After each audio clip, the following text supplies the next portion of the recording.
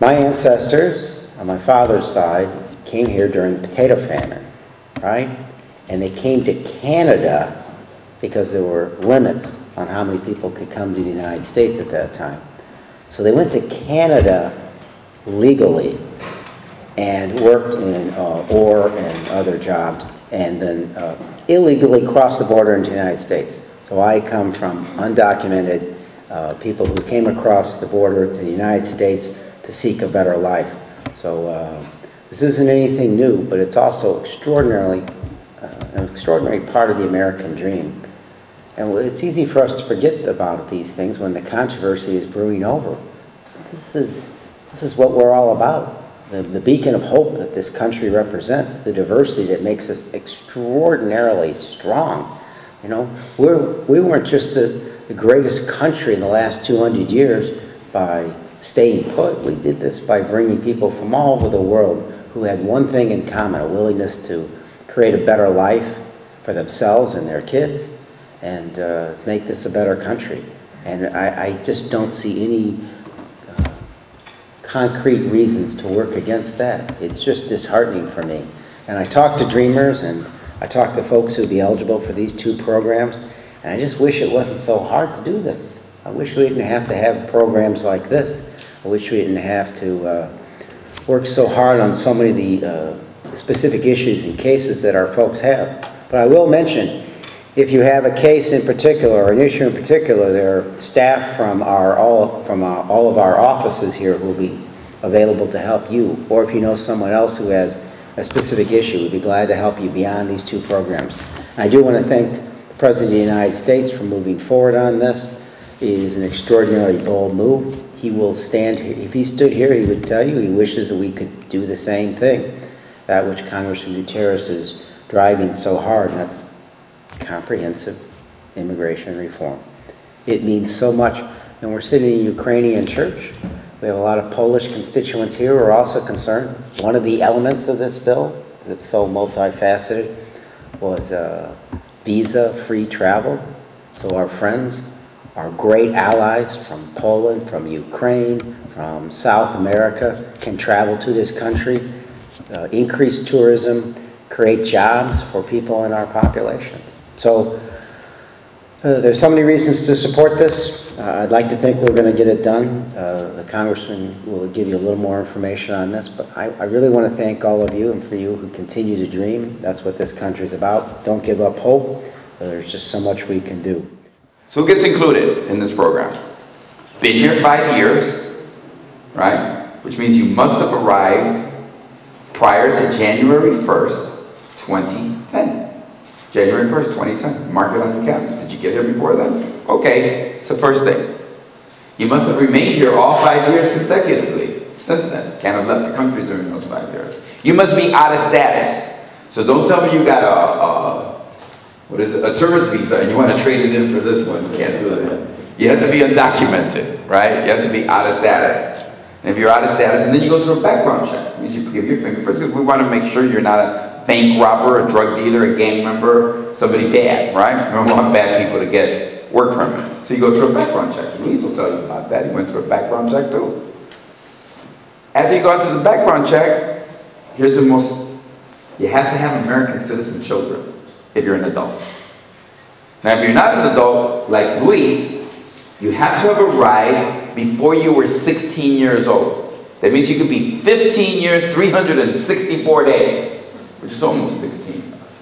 So if you arrived before you were 16, and you arrived before January 1st, 2010, you can get in the program, and you don't have to have any kids. We hope you don't have any kids. I don't. Just kidding. That's for young people, right? So those are two categories of folks, basically. There's some other things that we're doing for people that are here legally. They're supposed to change some other stuff. But those are the two groups of people. Now, you say to me, where's it at today? Where do I sign up? Well, I don't want to get political or partisan, especially not in a church, right? This is a non-partisan place. But it just so happens, I'm going to state the facts, 26 Republican governors, not the Republican governor of Illinois, But 26 Republican governors and attorney generals went to court and said, we want to stop what President Obama just did. Can't do that. And so it's in court. We are going to win that court case.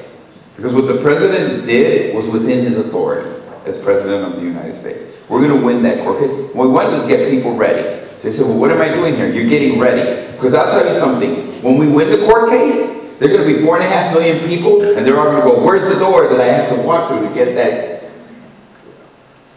And they won't be ready. Because this is what you're going to need. You need an ID from your government. You need an ID from your government. It could be your passport. That's kind of fancy ID, but maybe you renew your passport, it has your picture, your name, says who you are. And it's not that we're saying who you are. You can't come with a state of Illinois ID. You need an ID from the government of the country you were born in. And you need a birth certificate. And if it's in a foreign language, well, if you're like Quigley and it came from Ireland, it's in English. But apart from that, you're going to have it translated, right? You're going to have to, then you got to put your children's birth certificates together. These are for adults. Put your children's birth certificates together. And then prove to me, not to me, to the federal government you've been here 5 years. Quigley's office is open and my office is open. And we're ready to help you. Been here 5 years? You have American citizen children? And you've been here, go through a background check, get a work permit. You arrived before you were 16 as a child. That's the definition of child. Arriving before you were 16. And you arrived before January 1st, 2010 as a child. You can get a work permit. Now you have to be 15 years of age in order to get the work permit. Those are the two categories. How many people is that? It's over 4 million people. And why is it? Because unlike a lot of other people, we think we should stop the deportations and the destruction of families until the Congress of the United States finally does immigration. Really mean judge. I mean, they cherry picked them in Texas.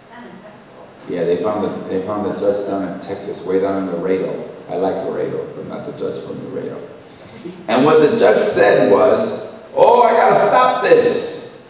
Because this could do irreparable harm to the state of Texas. Because if this passes, hundreds of thousands of people would get driver's licenses, and that would cause irreparable harm. A burden. It would be a burden.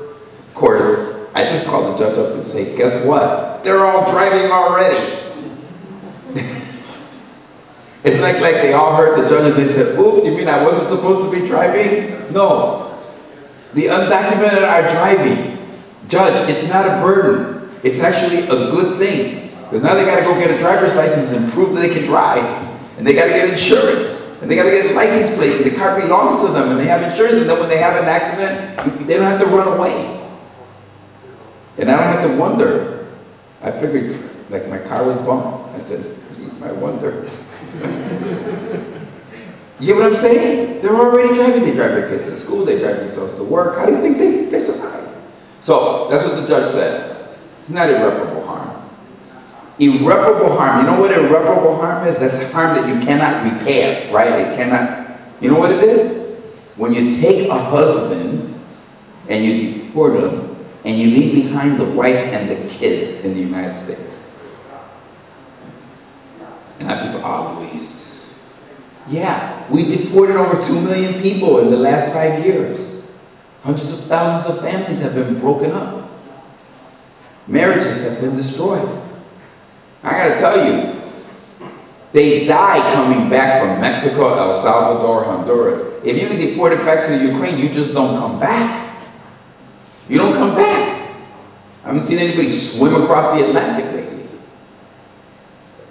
You don't come back at all. And if you go to the South American countries, you get murdered. I mean, in my office, we get calls all the time. I hired somebody to transport my husband. And when they crossed the border, they simply handed him over to somebody else, and now he's in a house, and if I don't bring $5,000 and race down to Texas and give him the $5,000, they won't give me my husband. It happens every day. We want people to not have to use criminals to help them stay with their families. We want them to get visas and come the right way with the law, right? Not a coyote. We want to give you a visa. You get on an airplane and come here the right way. That's immigration reform. Прийшов на цю зустріч з конгресменами у зв'язку з тим, що це дуже важливе запитання і воно всіх хвилює. Відповідь вони дали вичерпну, але наскільки я розумію, дуже багато є українців, які не будуть попадати в ці категорії, на жаль. Но тим не менш, я думаю, що з часом люди все-таки получать ці документи, які їм потрібні, і сім'ї стануть знову повноцінними разом, і люди будуть жити спокійне життя в Сполучених Штатах. А у вас багато тут взагалі є друзів, яким би допомогла оця інформація? Стосовно людей, яким би допомогла ця інформація, в мене мало таких знайомих є, тому що всі приїхали після 2011 року, мої знайомі. Хоча є декілька, які, напевне, попадуть в ці категорії. Тільки я не впевнений на рахунок adults, які мають дітей. У мене таких немає, тому я не знаю. Але я думаю, що декілька людей все-таки попадуть і получать те, що їм потрібно.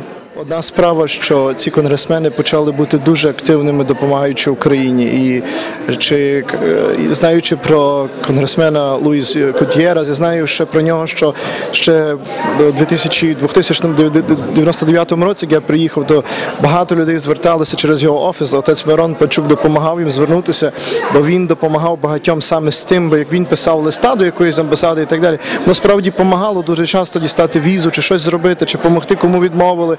І такі інші речі. Майк Квіглі останнім часом почав настільки активним бути, він є в нашому дистрикті, але президент України Порошенко, Петро Порошенко не міг би бути на з'єднаному засіданні Конгресу і Сенату, якби не саме ініціатива Майка Квіглі, який зібрав 20 з чимось голосів, тільки посилаючи своїх aides до різних конгресменів, вони зібрали це. Ми собі не уявляємо, що це таке є, коли президент іншої країни, навіть президент Америки, звичайно, виступає приблизно раз або два рази в рік перед з'єднаною сесією Конгресу і Сенату. Це не буває часто, це президент Америки. Це може бути прем'єр-міністр Ізраїлю, може мати таку честь час від часу дістати, бо їхня міграція дуже сильна і дуже потужна і дуже активна політично. Отже, цей чоловік зробив це, і він то підтримує. І ми справді мусимо бути, щоб ми допомагали Україні. Дуже часто ми є патріотами України, ми то все хочемо зробити, все українське, але ми мусимо бути, щоб бути патріотом України тут в Америці, ти мусиш бути патріотом Америки. Не можна мати одного, не мати другого. Чому? Тому що ніхто не буде нас слухати і допомагати нам, якщо ми не будемо активними членами тої суспільної організації, тої країни. І взагалі тут хто є американським громадянином, мусить голосувати. Бо тоді ми вже представляємо певну силу. Бо поки що в даній ситуації конгресмени і сенатори нас підтримують, бо тому що ми є наші інтереси України і їхні інтереси забезпечення тої безпеки на сході України співпадають, і взагалі в Європі співпадають, тому вони нас підтримують. Може бути інша ситуація, і то не завжди буде така сприятлива ситуація для нас. Ми маємо найкращий прайм-тайм зараз, який може бути в історії тої країни і нашої країни, що ми маємо такі добрі відносини. Тому це треба зрозуміти. Як я хочу допомогти Україні, я мушу бути активним в Америці. Я мушу допомогти. Так, абсолютно. Тобто не йдеться навіть тільки про голосування, хоч це дуже пряма річ, але бути активним. Вони будуть бачити, ага, є такий народ, вони там мають свій коказ, вони голосують, вони збираються, їхні організації заохочують, щоб голосували. Просто бути активними. Тут мало хто голосує в Америці взагалі. Ми говоримо про американців, які мало що голосують. Що там є 20-30%, що можуть голосувати, 40%. То взагалі фантастика, де в нас може сягати 70-80%, розумієте, голосуючих. Отже, є велика можливість вплинути. Ми не є маленька громада, якщо ми підемо голосувати. І це все одне з другим пов'язується, тоді воно виходить. Тоді справи будь-які речі, різні програми, які є можливі. Ми собі не уявляємо, скільки програм є реально можливими для людей тут, молодих людей, щоб піти вчитись, наприклад. Ніхто цього не знає, аж поки ми до того не прийдемо. І тому такі місця, як церква, як школа, такі організації різного роду мусять робити такі зустрічі. Не тільки, щоб познайомитися з тими конгресменами і їх підтримати, але справді дістати багато від тих конгресменів, які нам запропонують. Ми маємо той стереотип, що, знаєте, все відстань, ми не можемо підійти, або вони від нас вкрадуть, а вони нас не послухають і так далі. Це трошки інший світ. Я знаю, Майк Квіглі в перші роки своєї праці в Конгресі, він не хотів брати готель. Він ніде про це не розповідав. То ніде не було відомо. Він жив в себе в офісі. Він спав на дивані і жив у себе в офісі, а на роботу їздив на ровері. Заощаджував гроші, бо він вважав, що це є несправедливо. І цей чоловік, розумієте, прийшов, так як кожний, прийшов, можемо сказати, віднизу. Він нічого не мав, він не мав там багатих батьків, які він все важко працював, він був боксером навіть і так далі. Цей чоловік то все робив, він це робить дотепер. Наскільки скромна людина, як ви з ним познайомитеся, це нема того, треба ті стереотипи ламати. Йти до тих людей, вони чекають нас, і вони нам поможуть, але ми не можемо собі допомогти, як ми не будемо рухатися трошки. І тому це є важливо, бути активним, знаєте. 4-та заповідь, до речі, якщо говоримо про християнство, передбачає любити батька свою, матір свою. Це так само передбачає бути добрим громадянином до батьківщини. Розумієте, бути активним громадянином. Бо якщо ти не є, це порушення, то і заповіді також. Тобто ці всі речі є дуже глибокими і дуже реальними, тому що вони є есенціальними для нашого життя. Отже, ці речі потрібно проводити, потрібно більше дізнаватися, і тоді ми один одному допоможемо. Today is just one of a series of meetings we're having in a lot of different communities, in the Polish community, the Mexican community, throughout all of Chicago, the Chicagoland area. Congressman Schakowsky, Congressman Gutierrez and I are hosting these to let people know exactly what's taking place with the executive orders the President issued, the programs that came for them, how they operate, how they affect every individual, and how we can help them. One of the things we tell people is, you don't need to write a lawyer a check on this. Work with your local elected officials or community organizations that know how to do this. You know, don't be swindled by people who aren't even lawyers either. Okay, because a lot of people have some expectation from this kind of meeting, right? They think if they're gonna come here, ask their individual question, and they're gonna get the right answer, let's say for free. Well, they won't just get the right answers here, but our staffs are ready, willing, and able to talk to them after the fact. So if they have an individual immigration issue, our caseworkers are here as well who can handle these, as we've been doing all along. These two new executive orders add to the mix, but we'll walk people through this and work with them until the process is done. I think within the next 2 to 3 months, the court case should be settled. And then we can go on with our lives and we can sign people up and start getting them the kinds of work permits that they deserve.